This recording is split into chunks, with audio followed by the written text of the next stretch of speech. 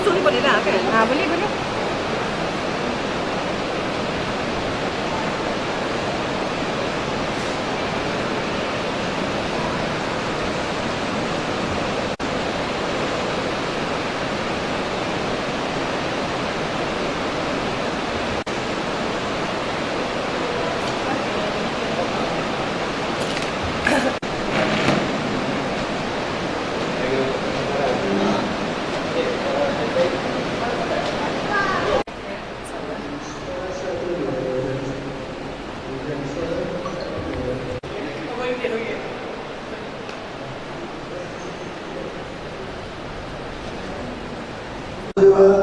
Hujan suara 1, 2, hujan suara 1, 2.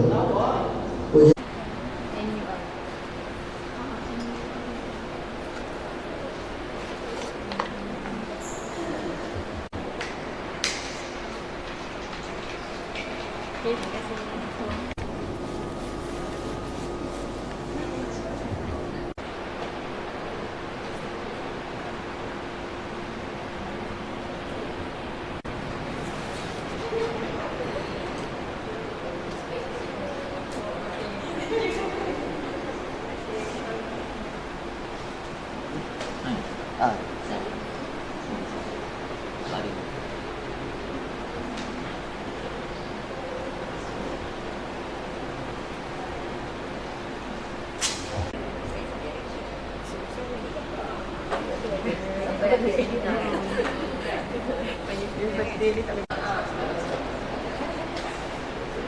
Terima kasih.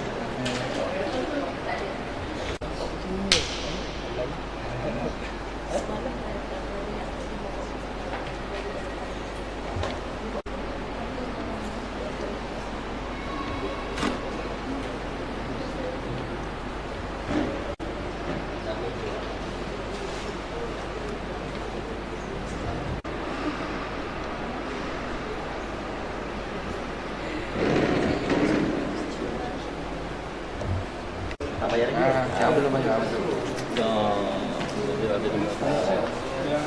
Yang ada buaya? Dah. Sekarang saya akan tanya lagi yang tentang Boleh tak? Saya tulis nama dia.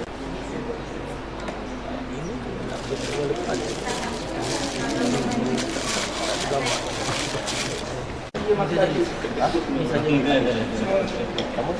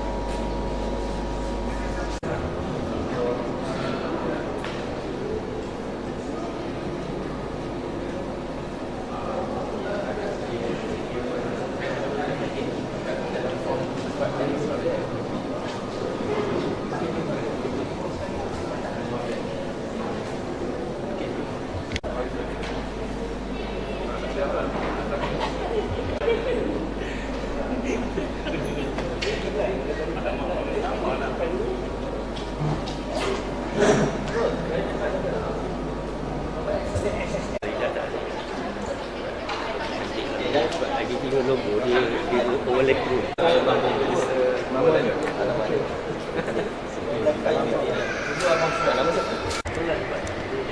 Ini dia Nah, lu. Sudah, ni akan sebentar.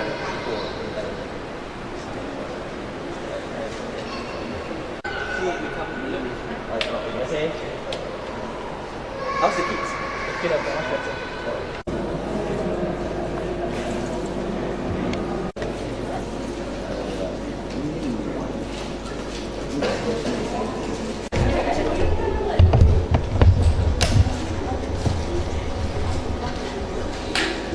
Bismillah, alhamdulillah. Alhamdulillah wassalatu wassalamu ala Rasulillah wa alihi wa man wala.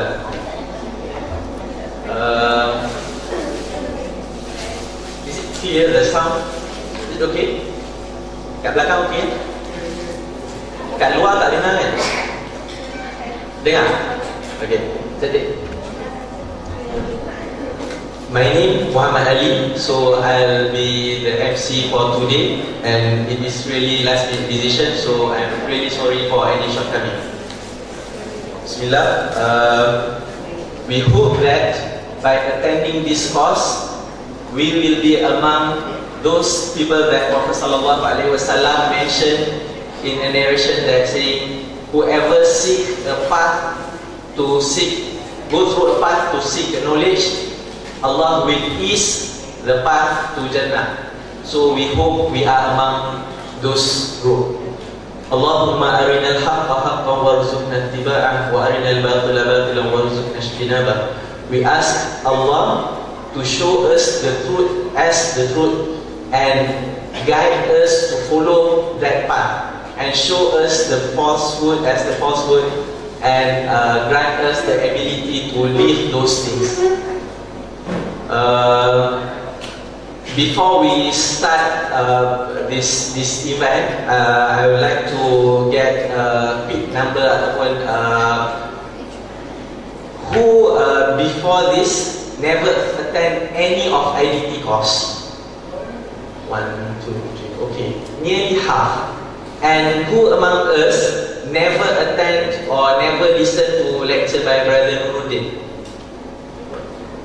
Brother Lee? Okay.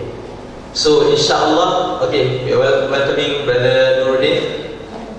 Before that, what is IDT? IDT actually is an organization focused on da'wah to new Muslims, non-Muslim, and even recently we engaged in some deeper study in Islamic causes. We established in Wang Semaju around about 3 years ago. Before that, we were in Masjid Bukit Indah. So from time to time, when we have a short break, maybe we will introduce more on IDT's program. I believe no one of us come here to listen to what MC is going to talk.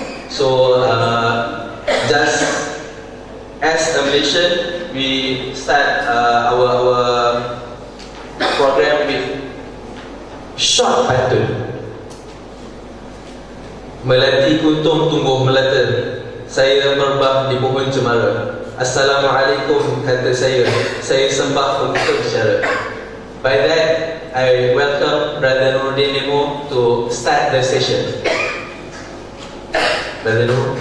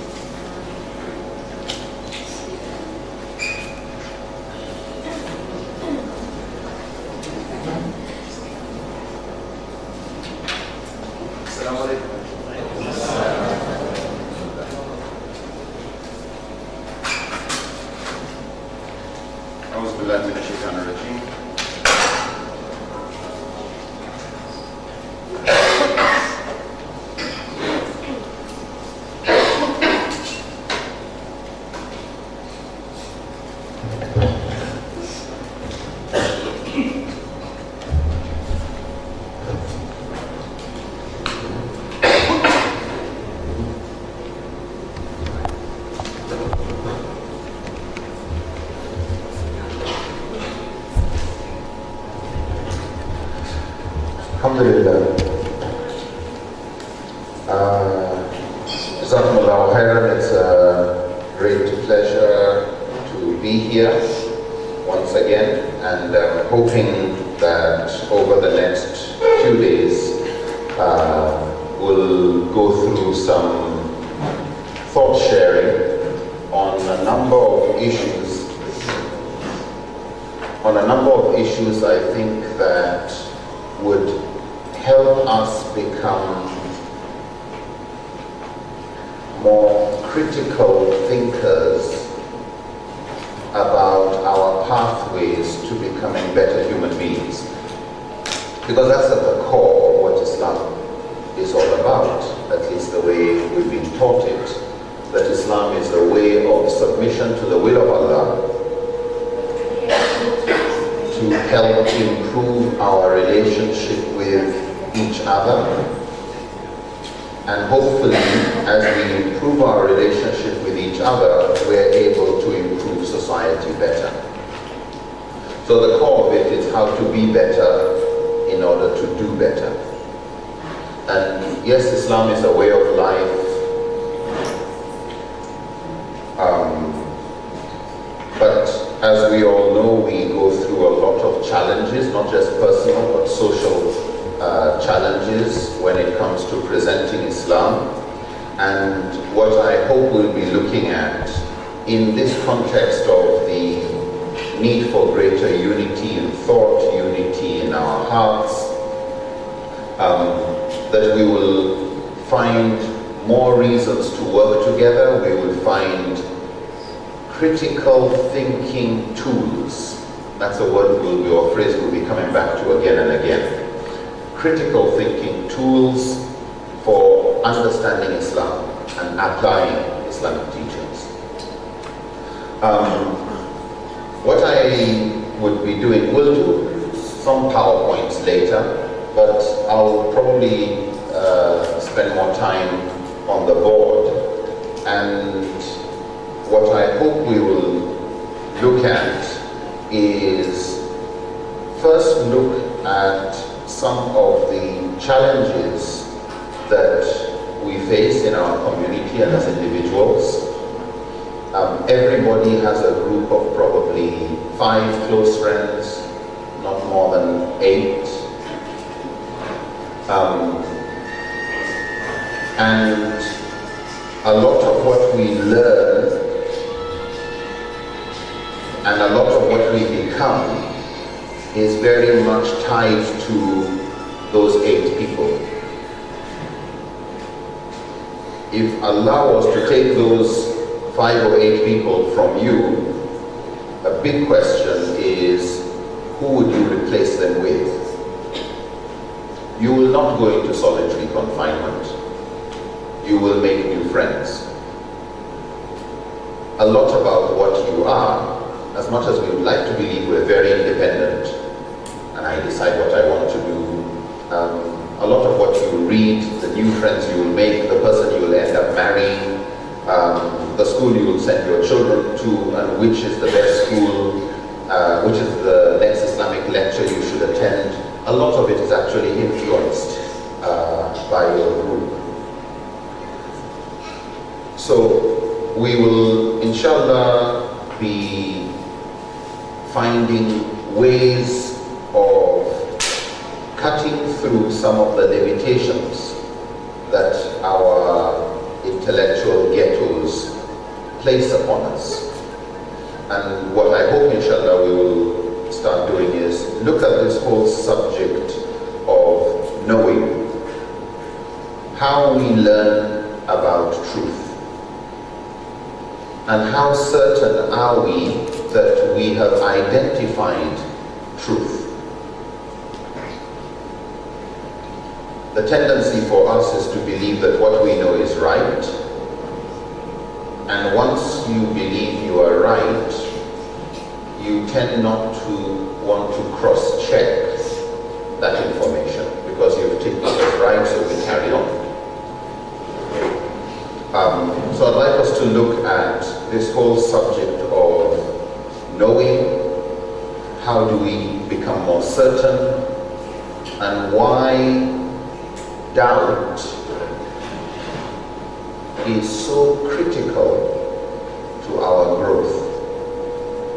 Abu Hamid al-Ghazali described doubt as a step in the growth in faith. Doubt is useful. Some people are shaken by doubt. When they have doubt, it's like even their iman is in question. But we will look at doubt as something that is essential for curiosity. If I asked you a question, what is 1 + 2 2 plus 3 plus 4? Anybody? What is 1 plus 2 plus 3 plus 4? Answer? 10.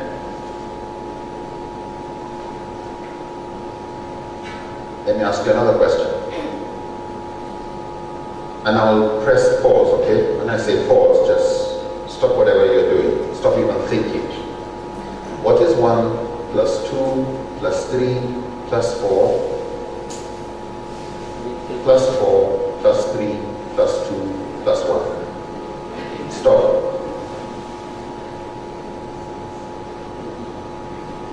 So long as you have not found an answer, what are you doing?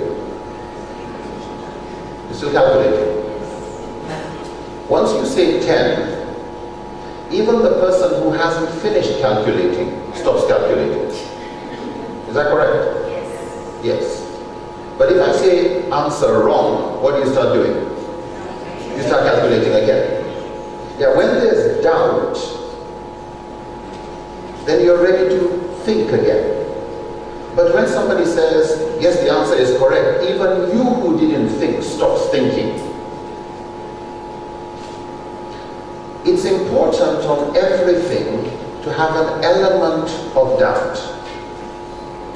That when you say, Wallahu alam, and Allah knows best, when you say that you really mean that honestly, I think there's still space for learning. I still could be wrong about something. This is what I believe is true, but I'm still ready to re-examine it. If your equations are wrong, your answer will most likely be wrong. Most of what we'll be doing today and tomorrow would be looking at equations. Looking at the methodologies used to arrive at answers about Islam. Islam says this, according to Sharia. The scholar says that. A fatwa was issued. The ruling on this is this. This is all equal to. What we would like to look at is, let's look at the process.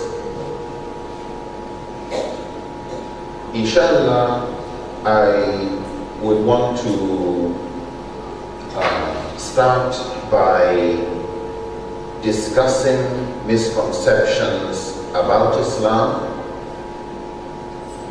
and how they are unavoidable but necessary to respond to. As we find, even people would accuse the Prophet of being mad, of being this, of being that, and Allah would come in the defense of the Prophet. Yeah. But attacks against the Prophet, attacks against Islam have not stopped. We would need to use the lessons we've gotten from Quran and Sunnah to continue responding. So we'll look at that. And that has become even more and more important today, because some of us would like to say what Islam is.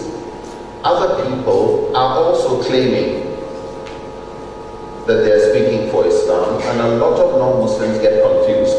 So which one is it? You know, are you a bunch of terrorists? Should we fear you? Or are you a rahmah to humanity? Should we have hope that you have something for us that is useful? We'll try and identify some of the ways in which you can, how should I put this? You know how they say it's difficult to know when you're wrong about something until somebody points it out to you. But you can't keep waiting for people to point it out to you. What can you do to fast track that? Let's start with an imaginary argument. And I'd like us to look at how it progresses. And once we've done that, there's some lessons I'd like us to pick out from that. We will do some things in groups We'll then, inshallah, look at some hints to identifying misconceptions about Islam.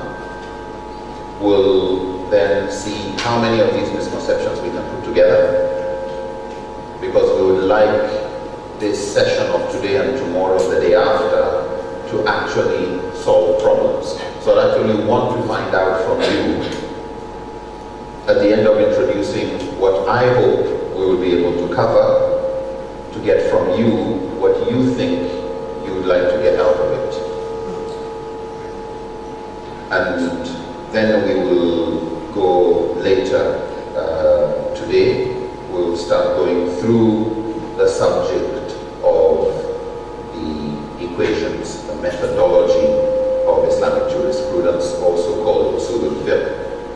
We will go through what they call the qawaid al-fiqhiyya, which are the maxims, the ground rules of interpreting and applying Islam.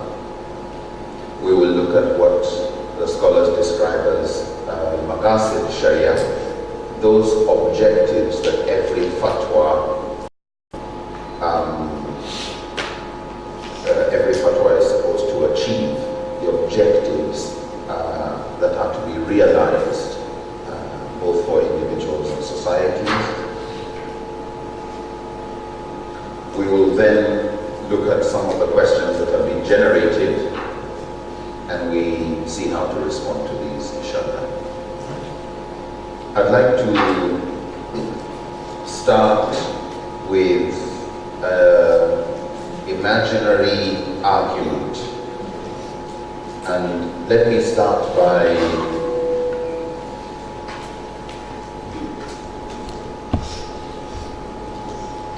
go with this one. Let's say this is 0 minutes, and you will have an argument with somebody that will end in 5 minutes.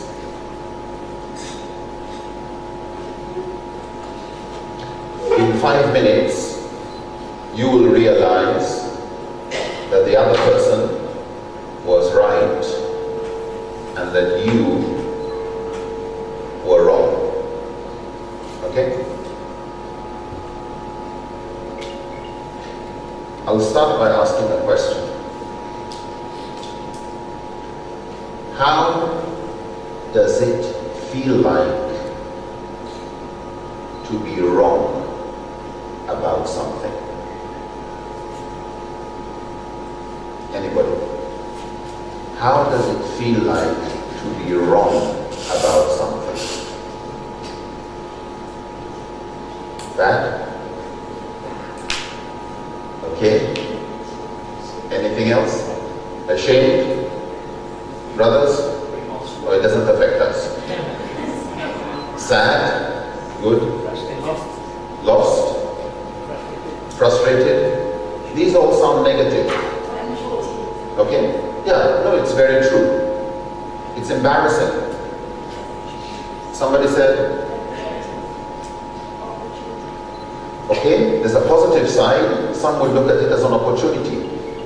Okay? How many teachers feel that when you are wrong in front of your students, opportunity?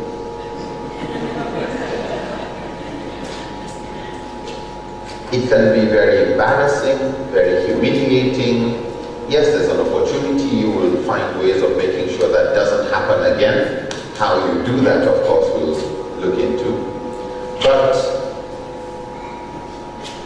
probably feeling bad is an answer to a different question. How does it feel like to be wrong about something?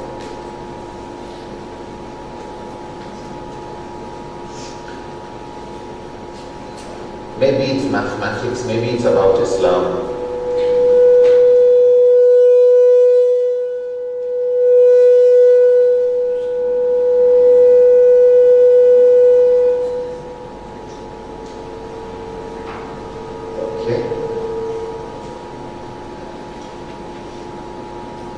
Let me ask you all a question.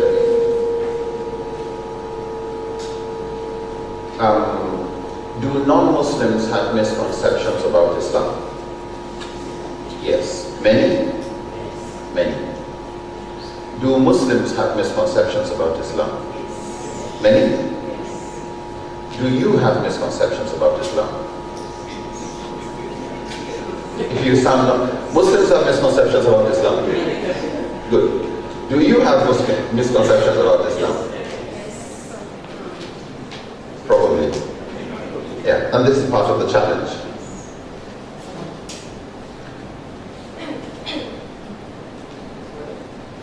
Many misconceptions we have, we're not aware of.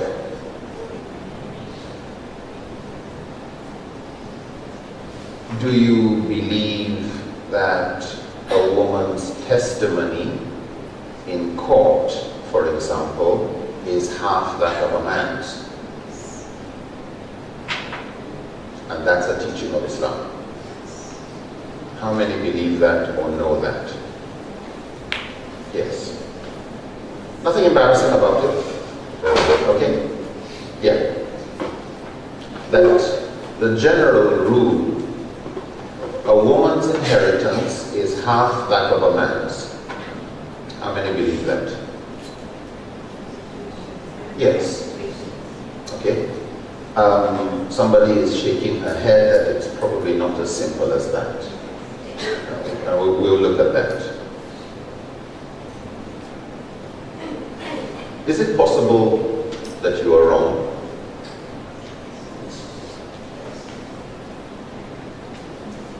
Maybe you are wrong. But one person believes, no, a woman's testimony is the same as that of a man's.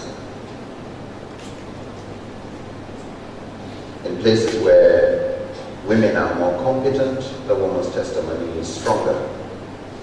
In places where men are more competent, men's testimony is stronger. In cases where they have equal competence, their testimony is the same.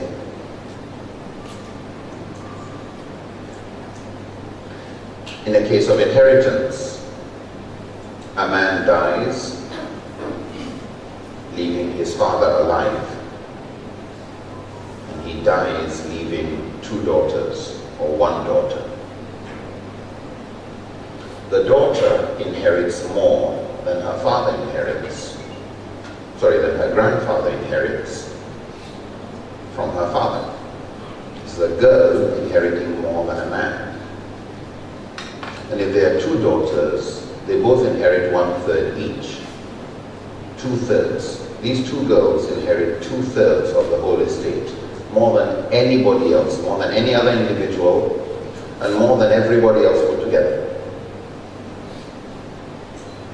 So where did we come with some formula that summarizes it all as a woman inherits half that of a man? You'd have to ask, which woman? Who else is alive? How close is this woman to the person who died? Is it a marriage relationship? Is it a blood relationship? Does she have a brother? In other words, it's not a simple answer. It all depends. You have to be very case specific.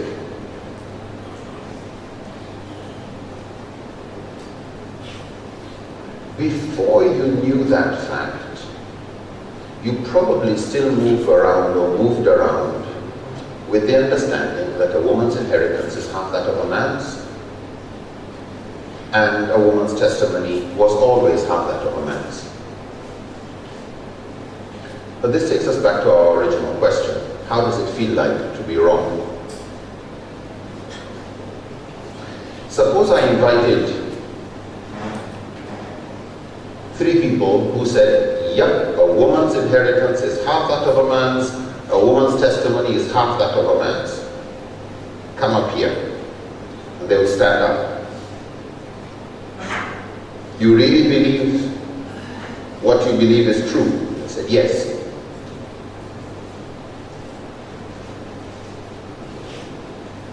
How are they right?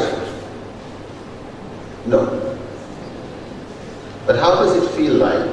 Are they wrong?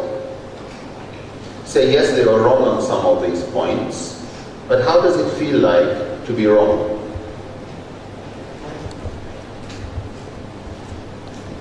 If you've got 1 minute, 2 minutes, so minute 1, minute 2, minute 3, minute 4, when you ask a question here, we have not yet reached an agreement. We're still arguing.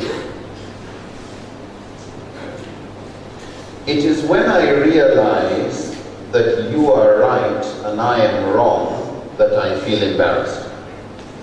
Is it correct? So here is when all the negative feelings come.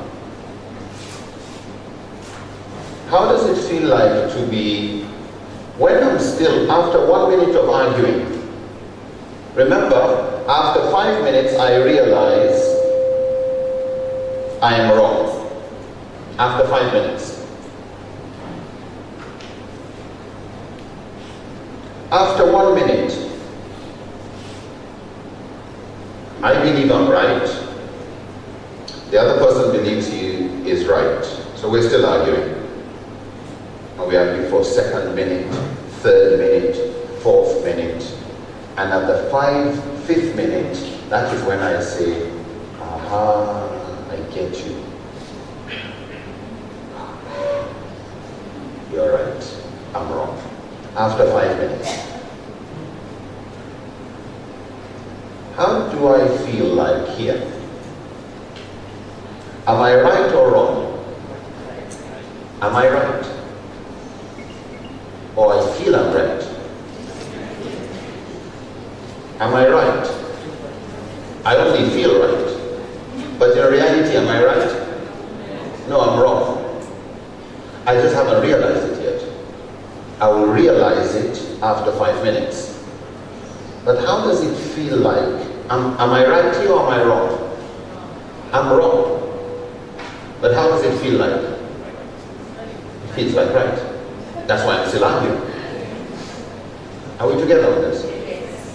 So, after 1 minute, I am wrong, but I feel I'm right. After 2nd minute, how do I feel like? The same. That's why I'm still arguing. I feel I'm right, but in reality I'm actually wrong. I feel I'm right, but I'm wrong. I feel I'm right, but I'm wrong. It is here that I stop feeling I'm right. Because now I know I'm wrong, and I start feeling embarrassed. I start feeling ashamed. This is where all the negative feelings come. What does this tell us? Being wrong feels the same as being right.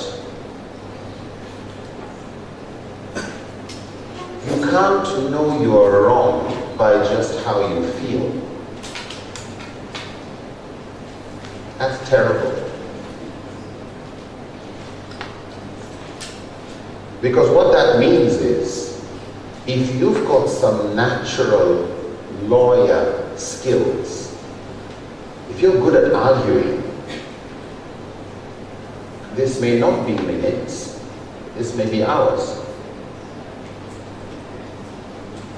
This may be hours. It may be days before you realize you are wrong. It may be years.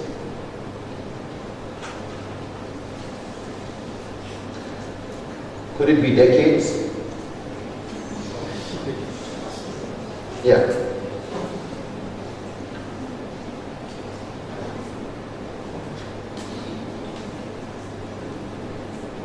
Could this be a lifetime? And you pass on rubbish that you got from your parents because they didn't stop to think whether it made sense or not, whether it was really useful or not. They got it from their parents. We call it culture. Okay. Harmful practices, harmful beliefs we have about non-Muslims, about men, about villagers, about a particular ethnic group, about a particular social class, about women. We carry sometimes this rubbish in our heads and believe we are right. And because we're ready to just keep arguing, we're so certain that we're right, we're not really ready to accommodate the possibility that we could be wrong just because we feel right. So we defend our jahiliyyah. We defend our ignorance with good arguments, and don't sincerely go and sit in a corner and ask ourselves, are we really being true to ourselves?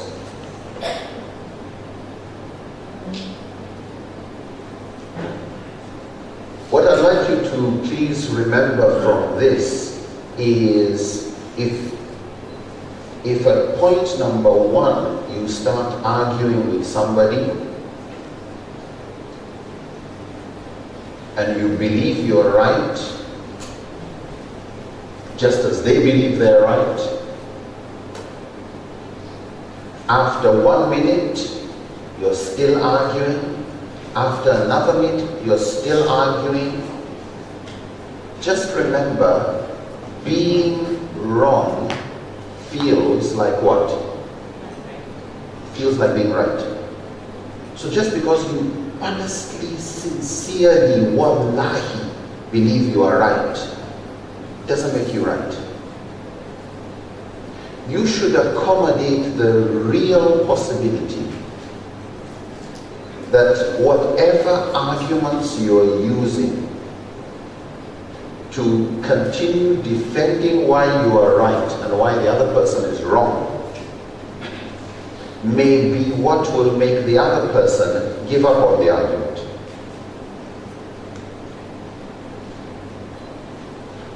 You know, I'm not going to argue with you, it's okay. And you go feeling, yeah, good, you know. When will you have this argument again with somebody? 1 month later? A year later? And that's when you realize, oh, now I get you. Yeah, 1 year later. After you've been doing all your da'wah, selling that rubbish to people, because you honestly believed you were right. But you spread misconceptions and have no sense of guilt that you're doing anything wrong, just because you haven't got enough curiosity to look for where you might be wrong. Would you like to live with somebody who always realizes, yep, I see where I was wrong? Or would you like to live with somebody who, no, you're wrong? Who do you prefer, number 1 or number 2? Number 1. Would you prefer somebody who realizes they're wrong 5 minutes later or 5 hours later? 5 minutes. Would 5 seconds be useful? It could have helped, right? Who do you think is learning faster? The one who realizes his mistakes in 5 minutes or the one who realizes his mistakes in 5 hours? 5 minutes. Because that's quickly, oh, okay, this is not right, this is like rubbish, and garbage out, bring something useful.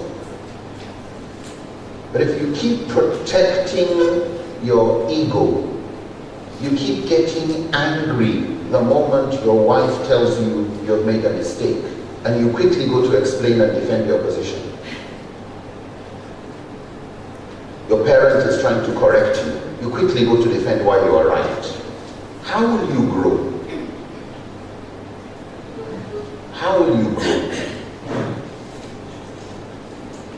So, critical to our growth as Muslims and our sincerity is the recognition that as certain as I may be, there is the possibility that I'm wrong. And as I'm certain somebody else is wrong, there's the possibility they are right.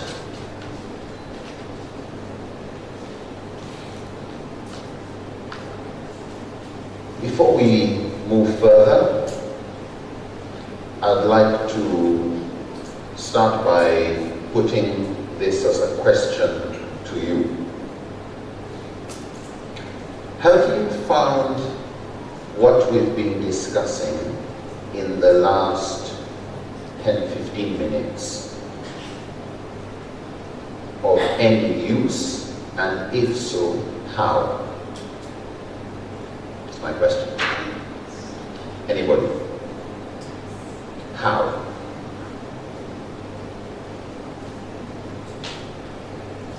Yes, please. I'm a late comer, so I'm like 5 minutes. I'm about to absorb what you're saying, and I think what you're taking us through is something that real in our life that happen every day, many times. Not only in our work, but in a group of small family. I'm a parent, and also that really me as leader of my family, that we are parents of throwing something to children, sometimes not listening enough, arguing here and there, and at a certain time we use our authority. We have the veto power sometimes.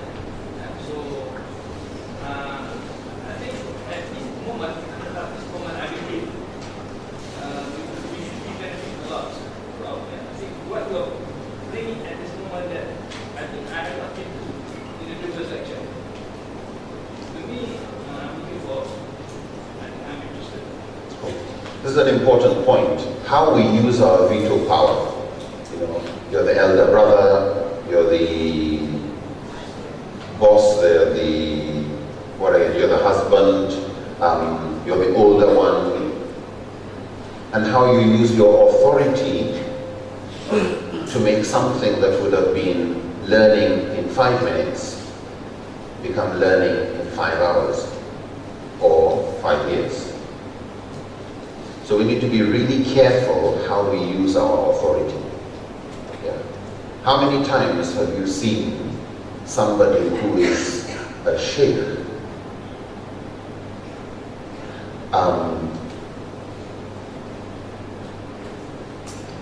just about 2 weeks ago, we had a course similar to this one in Nigeria at a university, and we had invited, or the university had invited lecturers of Islamic law and Islamic studies from surrounding universities and tertiary institutions in the region of the country. So we had an attendance of about 100 of these lecturers. They were joined by Sharia court judges, they were joined by some imams from the military barracks. They were mainly focused on handling the problems of extremism. What was interesting was how when we came to group discussions and you started discussing misconceptions, someone tells you, I'm a lecturer of Islamic law, but it never occurred to me that what a student was telling me some years ago, the student was right, I was wrong. But because I felt embarrassed, and I honestly believe I was right, I just shut it down. Yeah. Ego, authority, anger is very often used to just keep you back. Things you should have learned 20 years ago, you will learn today. Why? Because of the kind of person you have been. And it's with all of us, with all of us. Thank you very much, brother. So just to be very conscious about this issue of your ability to shut people down and to just carry on with the idea that I am right, you're wrong, and you're not ready to allow a crack in the possibility that you may be wrong. And you to open it for yourself, like, let me actually see, let me get actually more curious. You say I'm wrong, yeah, how? Just let me understand. Not, wait a minute,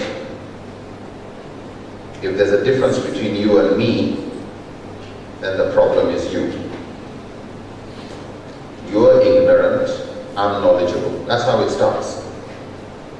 And what's the solution to our problem? It is for me to download my awesome knowledge into your head and it will sort you out. Don't we say that? The problem of the Ummah is ignorance. Yeah, if they all had what's in my head, we wouldn't have these problems. Is that not what people think? Yeah. And when you're arguing with somebody and you try to explain and they don't understand and you assume therefore it's ignorance, you keep churning out more information, more facts, and you find they're still not listening. This person is very stubborn. After a while, it's not just you're ignorant, no, you're a bit dumb. That must be the problem, you know. And you find people, they start to eye roll. Again, I have to spend time. Okay, this person is not getting it. Okay, let me break it down more simply for your own IQ level. Is that what we do? Yeah. So, number one, we take it's an ignorance problem. After we've tried and it hasn't worked, we treat it as an intelligence problem. So we'll try and break it down. After a while, when I realize you still are holding your position, so you're not ignorant, you're not stupid,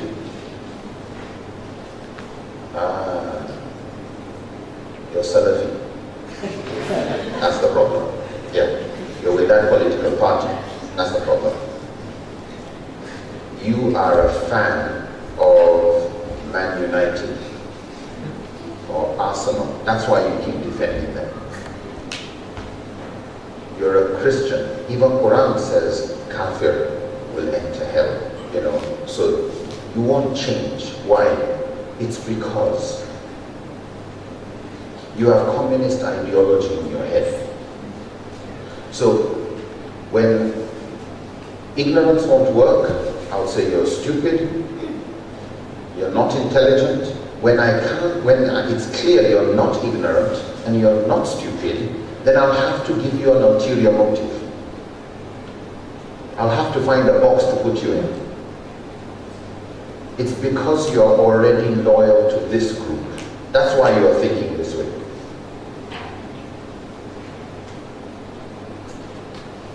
And it's going to be a negative group. I'll give you a bad name. So when we argue, and you seem to be really good, and I still can't convince you, and I can't say you're ignorant, and I can't say you're stupid, you're modernist. You're conservative. We'll find a nice bad name, and that's supposed to solve the problem. Oh, no wonder he doesn't agree with me, you know. You're really just saying, this person belongs to some evil category. That you are yourself not really interested in truth. That's why you're holding on to your position. We question people's sincerity. We start to say things like hypocrisy. Now he knows the truth, he just doesn't want to follow. It's because he's already loyal to something other than Allah. Yeah. We find different ways of saying the same thing. The last thing we will ever do is to take it, maybe I'm ignorant, maybe I'm stupid, maybe I'm too loyal to my group. And sometimes it is after years, growth, maturity, 5 years later, 10 years later, and then you realize, wow. But the question is, if on this issue you had to wait 10 years, what else have you waited 10 years for?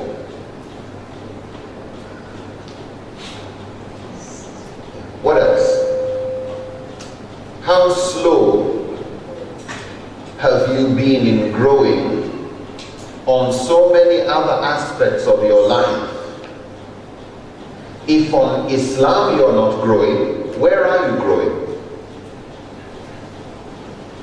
So I'd like us, as we move into any aspect of life, to please remember this issue, that when you listen to anybody you're arguing with, please get more curious than them. Yeah. Try and see where you could be wrong. However right you are, sometimes the belief in being right is what is wrong. Yeah. That it is actually sometimes wrong to believe you are right. It may be better to say, I believe I'm right, with the possibility that I could be wrong. Like, have a crack somewhere. Yeah. Have a readiness. Have one hadith on a topic that you believe you still don't know about. That there's another perspective held by a scholar greater than you that you are not yet aware of. So this, I hope we will not forget. Intelligence. Sometimes some of us are very good at arguing. Sometimes you're good at getting personal. And people stop arguing with you. Not because you're right, but they just can't afford to carry on. They give up after 1 hour. For some, after 2 minutes, you start insulting. Where did you study? What did you study? When did you become a Muslim? And the argument doesn't continue. Yeah. They never reach there. So, no conclusion, no new knowledge learned. You carry on with your same ignorance, believing you're right. And when you develop some of these aggressive, abrasive ways of da'wah, ways of sharing information about Islam, every time you start feeling the embarrassment is getting closer, you find more aggressive things to put here that prolongs your learning. So at the heart of Islam is honestly sincerity, that it is Allah you are submitting to, not to your ego.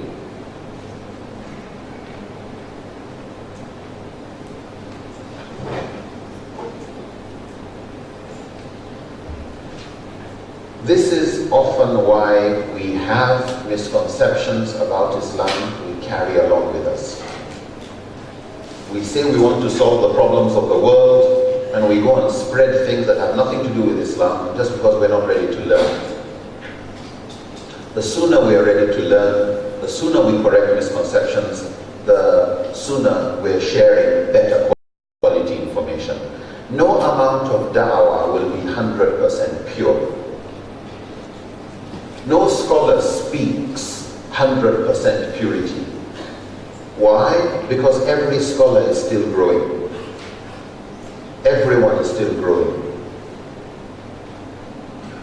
You come across people who you can call scholars when they get to 60 years, 70 years old.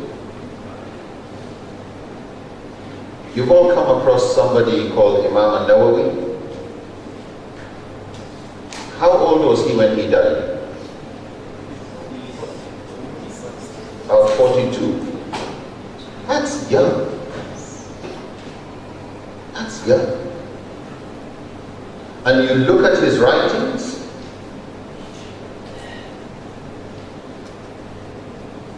some people within 40, 42 years have learnt more and shared more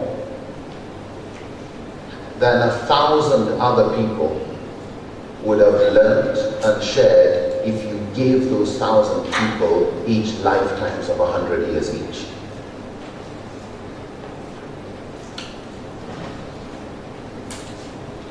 When you look at what some people are able to achieve at the age of 30, just because they remain curious, and you see somebody at the age of 60, 70, still not ready to learn, still hard,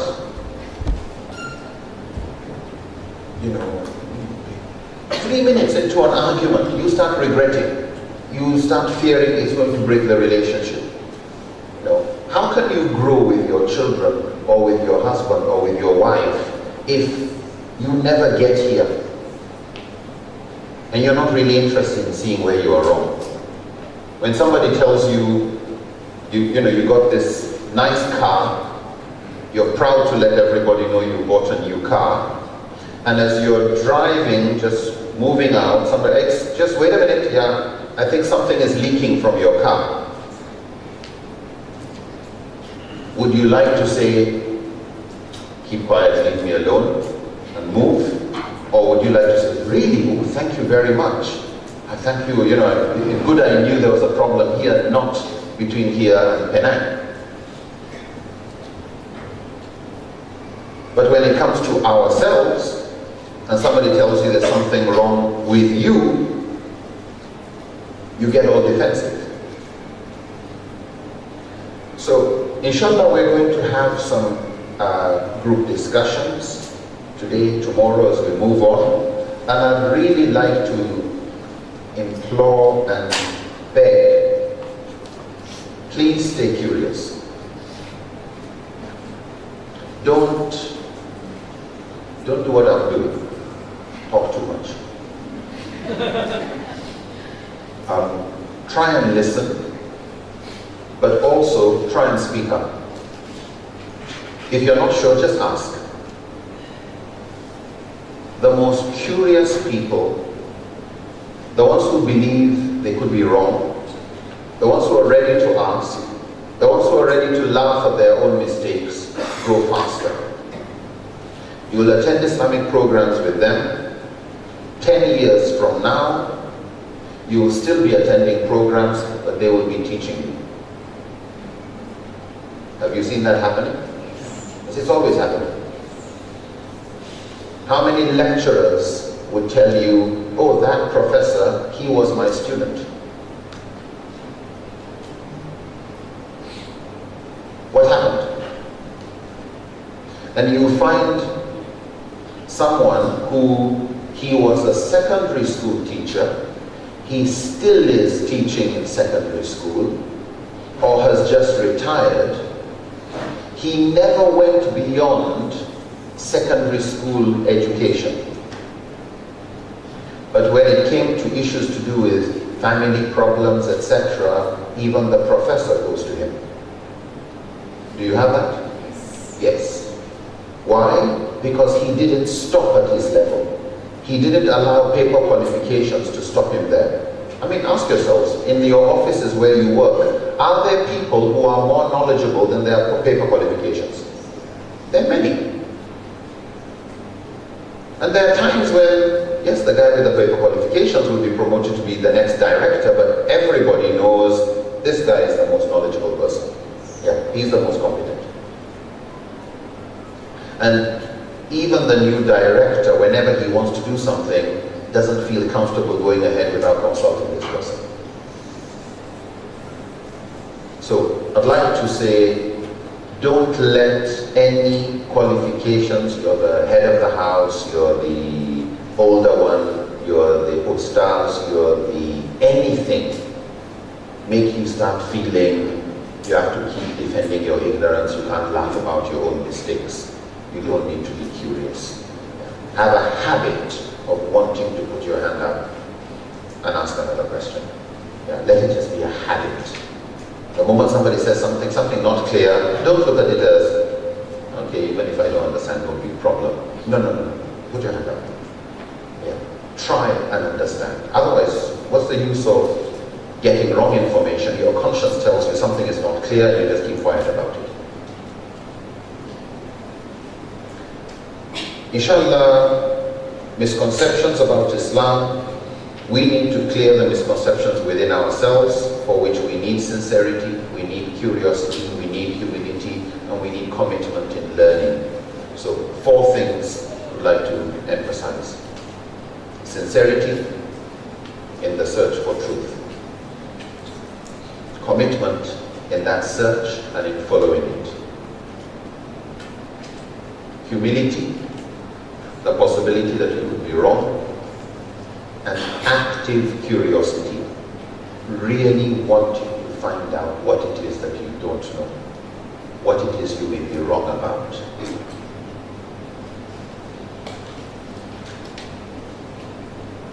Ibn Qayyim al-Jawziyah, he was a great student of Ibn Taymiyyah. He made a statement. He said,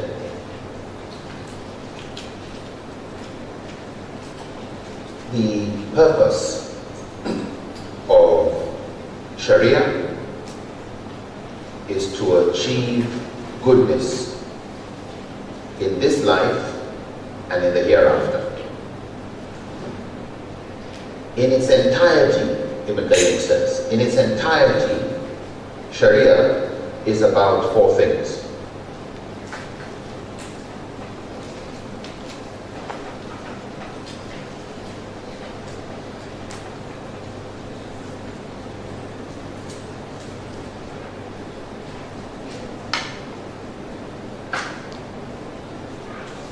In its entirety, Sharia is about 4 things. Can anybody help us? Has anybody come across that quote? Wisdom,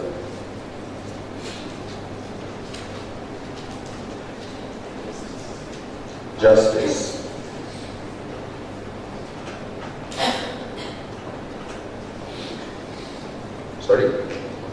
common good,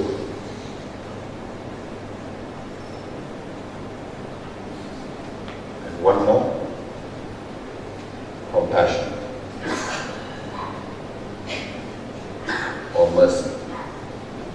Ibn Qayyim says, in its entirety, Sharia is about justice, compassion, wisdom, and goodness. Benefit, or what brings good. Any ruling that a scholar may give that moves from justice to injustice, from mercy or compassion to its opposite, cruelty, from wisdom to folly, from goodness to evil or mischief. Any ruling that moves from these 4 to their opposite is a ruling that does not belong to the Sharia. Even if it is claimed to have been arrived at by some interpretation of the text or some analogy. In other words, Ibn Qayyim is saying, any ruling, because the Quran and Sunnah are so clear on the need for justice, the need for compassion, the need for wisdom, the need for goodness.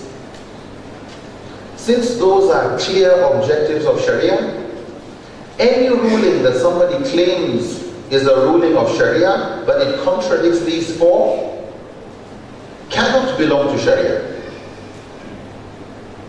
Even if the person is claiming it is from their interpretation of the text. You can't interpret the text of the Quran to end up with a ruling that is contrary to the objectives of the text of the Quran. Are we together? Why is this important? Because this kind of statement helps us in identifying possible areas where we may be wrong or have not been sufficiently curious about. There are times when somebody used his veto power, his authority, his logic, to say we were wrong. And so we stopped arguing.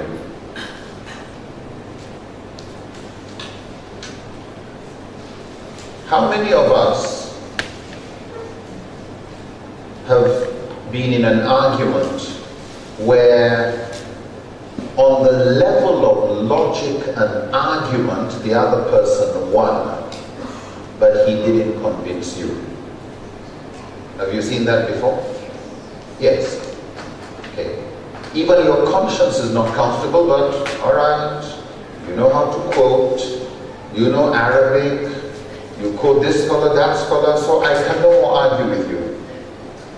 But in my heart, I'm not convinced. Have you come across that? Yes. Those are the kind of issues I want us to address. Those positions you held, that in your heart you feel this is not fair, it's not just, it has nothing to do with rahmah. The Prophet ﷺ was sent as a rahmah lil alameen. Allah is Rahman ar-Rahim. But this fatwa has nothing to do with rahmah. It has nothing to do with justice. But it has been so well defended by people that maybe they are right and I am wrong. And sometimes there's that feeling that if I come out to want to argue, they will tell me I'm ignorant. If I keep arguing, they will tell you, what's the second? Yeah. When after ignorance, when somebody tells you you're wrong because you're ignorant, they start to educate you. After that, then they tell you what? Yeah, you're stupid. So I don't want to become stupid, like everybody gets it except me, I'm the one still putting my hand up. But if you keep arguing, then people actually start getting angry with you. You know, is your iman not strong? What's wrong with you? You're being influenced by Christians. You're getting this, you're getting that. And I don't want anybody to judge me, so I'm not sure about that. But you know what? Yeah. I'm not really convinced that the Quran is the word of God. I'm not convinced that there's actually God. You know, like why? Why Islam? Why did God create all these different religions and allow them? Put non-Muslims all into hell? All of them? They're the majority. It sounds as if Shaitan won. But if I raise my question, somebody's going to come out with one big hammer, you know, shut up, your iman, your this, your that, alright, won't argue. But then what happens to this teenager? He never takes it too seriously. Yeah. Has about 20 questions to ask. He goes online, very curious about Islam. This sister, very curious about Islam. Her father was a Muslim, her mother was a Christian, Some of her sisters grew up as Muslims. In attending Islamiyah classes, she was always coming first. She was the most curious about Islam. She was the one who had 101 questions to ask. She was the one the teacher would keep complaining to the parents about, that your daughter asks too many questions. That's a complaint. That she likes to argue.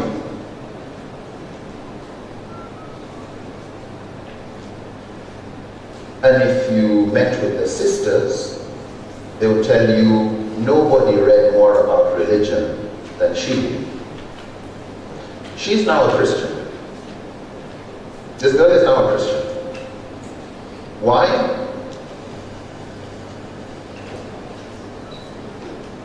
Stop asking. What do you know? You're being influenced by. Stop going online. How can you tell a teenager interested in religion, stop going online? What do you mean by stop going online? How does that work? And this person just believes, you know what? Being objective. If these people don't have the answers, and they keep just shutting you down, you go to where you will get answers. And people are ready to discuss. So she honestly, sincerely believes Islam is wrong and Christianity is right. She doesn't believe everything in Christianity is right. There's some things she's not too comfortable with. But at least she has more answers there than she gets from Muslims. This was from a discussion we were having last week with one of her sisters who wants to know what to do. How many people do you know who belong to that category? Anybody knows people like that? Let me see some hands. How many of you know people who, because they didn't get answers, they are actually not taking Islam seriously anymore? Anybody? Yes. And they are very, very intelligent people who, just because of how we handle them, leave Islam. Sometimes they don't leave the religion, they just stop being active. Yeah, they just become social Muslims. They'll pray and everything just because, yeah, it's just culture.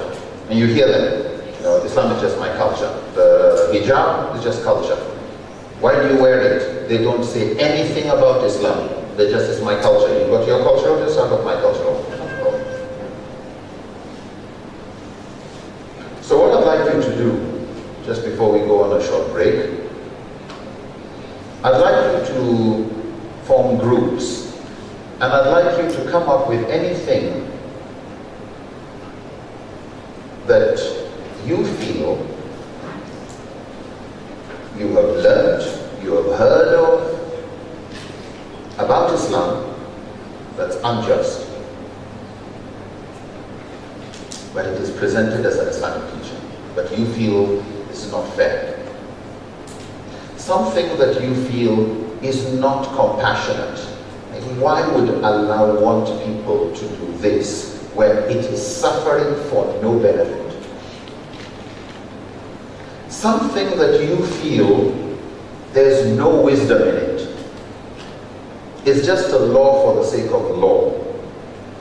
It's not law for our benefit. It's just there as if we should just submit to it. It's like a traffic light at 3 a.m. telling you to stop for 3 minutes. And you look around and it's dark. No cars, no nothing. No, the law is the law.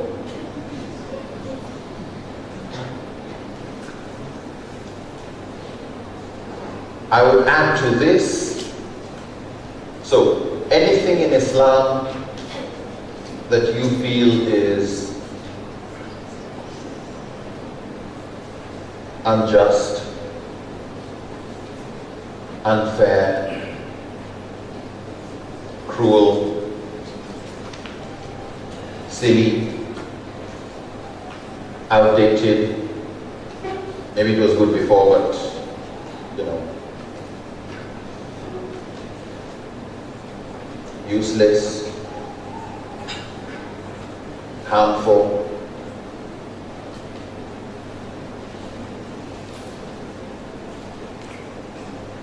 embarrassing. Something that if non-Muslims got to know about it, it will actually repel them away from Islam. That any good, sensible person, there are some Muslims who one told me, you know what, I'm a Muslim because I was born a Muslim and I grew up as a Muslim and Islam is what I know. But honestly, I think if I was born in a Christian family, I'll grow up a Christian and Christianity will be all I knew. I'm not changing to something else because it's too much headache. That's why I'm a Muslim. But I think if I was born in a Christian family, I would probably say it's too much headache to become a Muslim. Yeah. That I'm just submitting to where I was born and my family and friends. This is your submission to the will of Allah. It's not a choice. I'm a Muslim by chance, I'm a Muslim by accident, and I hope I'm on the right path.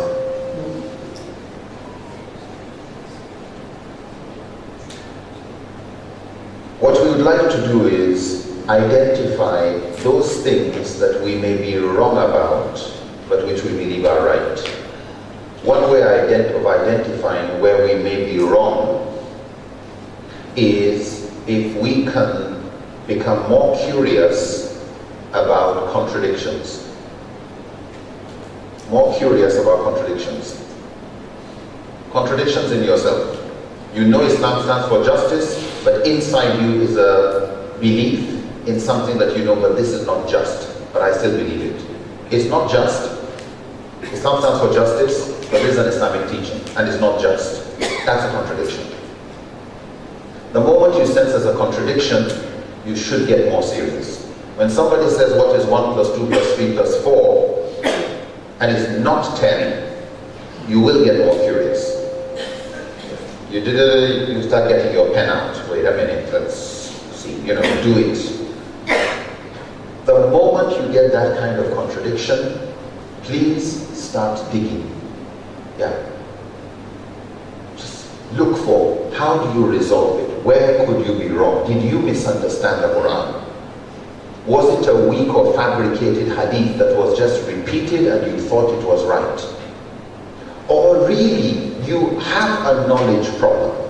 Isn't that possible? Yes, maybe you are ignorant about some things. Maybe you have not thought about it from a perspective that would help you appreciate the wisdom behind the teaching. Maybe it is your problem. But if you know you are sincerely searching for the truth, please try not to live with too many contradictions unresolved. Otherwise, if you start having all this in your head, unfair, unjust, cruel, silly, outdated Islam, harmful Islam, embarrassing Islam, repellent Islam, and Islam can be all of this and it's all inside you, what kind of da'wah are you going to do? What beauty will you share with people? So, big assignment. For the next 15 minutes, I'd like you to form groups of about 5. I'll give you numbers. We will rearrange ourselves in the room.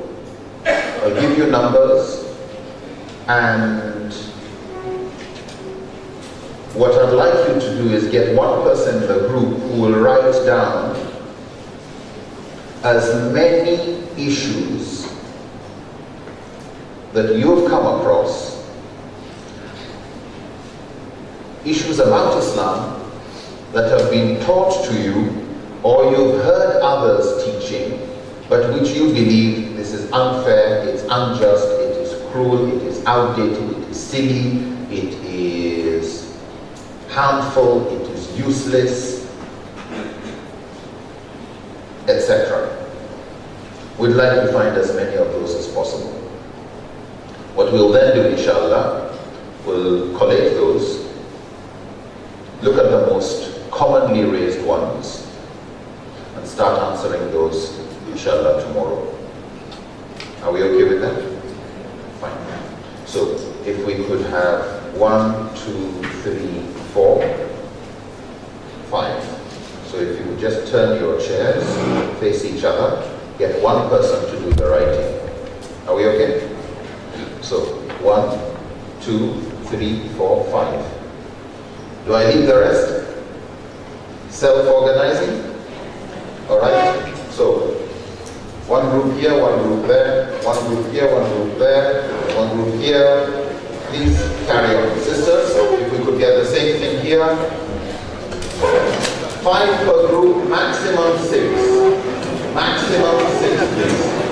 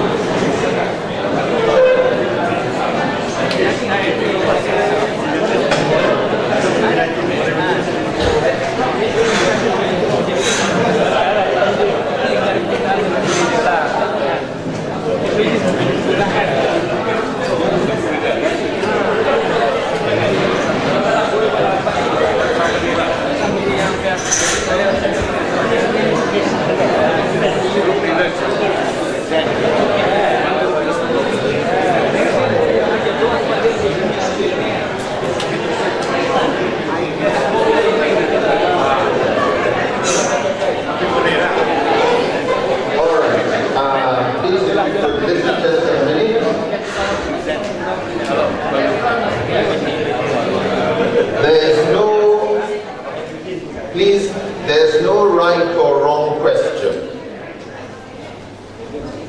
Don't veto any question. If somebody says, are we together?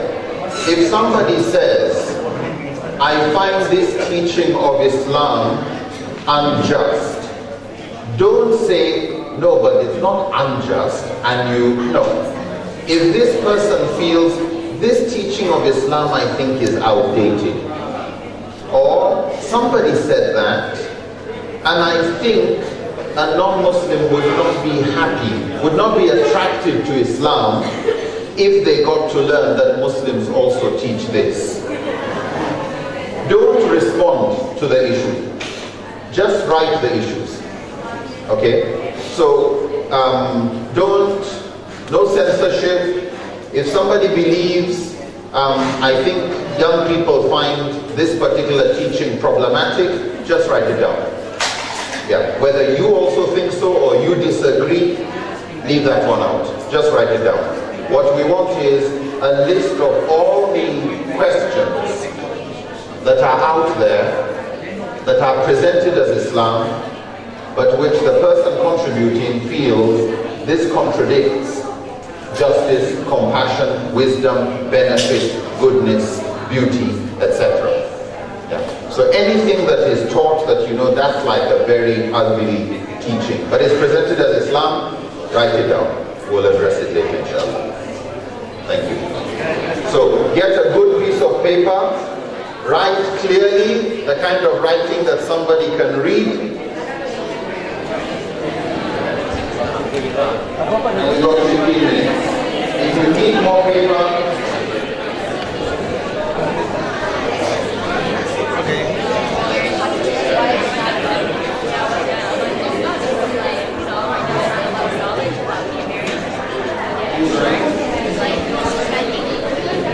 my answer is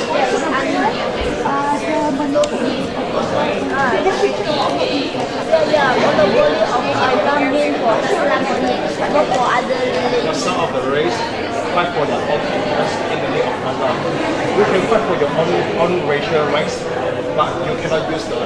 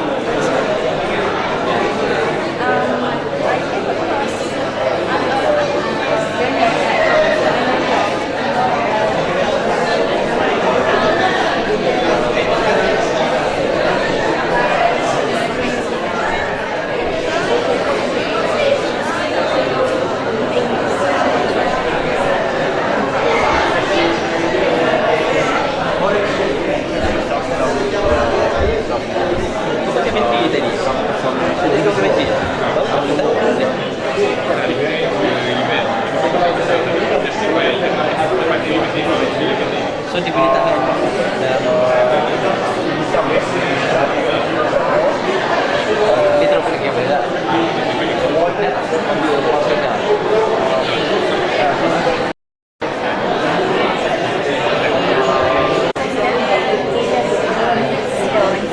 Sedangkan Cina ada English, important ones are very intelligent nowadays.